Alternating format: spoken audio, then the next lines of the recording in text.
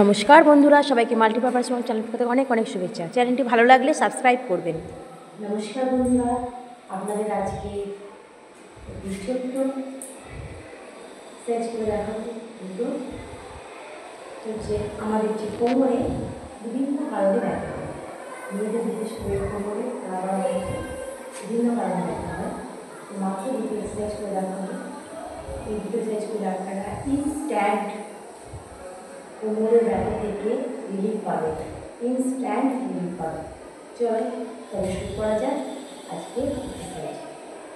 1 নম্বর exercise, এরকম একটি বালিশ পেছনে রাখতে হবে, একদম কোমরের সাথে লাগে।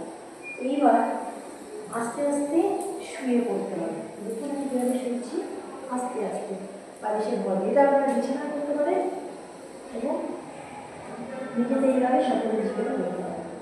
এইভাবে টানটা আসতে শুয়ে হাত দুটোকে রিল্যাক্স।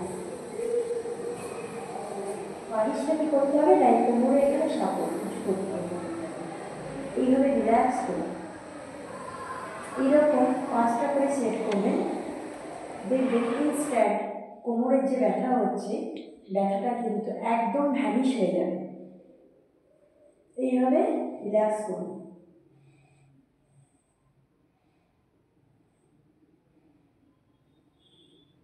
কেটে দাও। 2 নম্বর এক্সারসাইজটা দেখুন। এইভাবে এরকম একটা চেয়ার রাখবেন, আরাম করে শুয়ে পড়বেন।